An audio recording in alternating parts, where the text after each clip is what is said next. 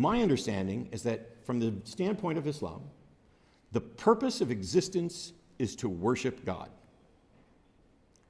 How can you show that's true? I would say that one should be on the list, right up there with there is no God but Allah, and to worship God is the purpose of life. That would be a core tenet of Islam. How can you show that it's true? If I have a purpose for my life, and my parents have a purpose for my life, and a God has a purpose for my life, and a government has a purpose for my life, how do we know which of those purposes is true? Isn't it my life? Am I not the one that decides what the purpose of my life is? Now, my Muslim friends will say, no, Matt, it's not your life. Your life belongs to God. Your life belongs to Allah. But that isn't true merely because they say so or because their book says so. And even if a God came down here and told me that my life belongs to him, that's merely that God's opinion. Now, I might not be able to do anything about it. He can squash me like a bug, wipe me from existence, whatever. But I still get to say, no, my purpose is this. So how do you demonstrate that it is in fact true that the purpose of life is to worship God?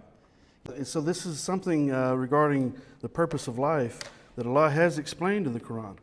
I mentioned to someone earlier that there's a verse of the Quran in which Allah, before he created us as human beings on earth, that he tested every soul, he questioned every soul asking, am I not your Lord? This is verses of the Quran that are within the Quran. But he questioned every soul asking, am I not your Lord?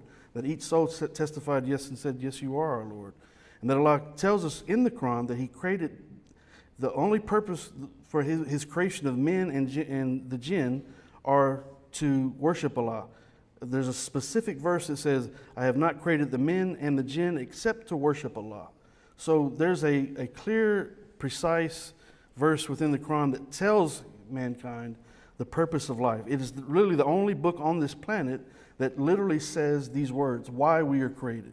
Only to be tested by our Creator and only to worship our Creator in all things that we experience. Whatever hardships we have, whatever blessings that we have, we're to worship our Creator in the midst of every bit of it. We're being tested by those things that we are given in this life, and we're also tested by those things that we're denied. So you also mentioned that Allah said that he tested every soul, am I not your Lord? Yes, you are. As if before time, before everyone that was going to exist was given this opportunity to say, yes, you're my Lord or you're not. How do you know that? How do you know that's true? How can I know that's true? Why can't a God who asked me before time if I'm his God talk to me now and confirm that I said that? Or maybe now I can say, no, you're not.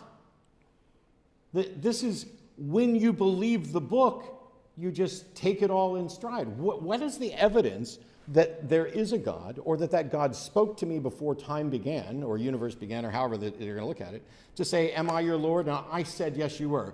I think I should know that. I think it's absurd to suggest that it happened without my knowledge and that I'm going to be judged based on it. If we verify one thing, that doesn't mean we verify the other. Oh, well, Allah is challenging us. How do you know that? Because the book says. He tested every soul. How do you know that? Because the book says.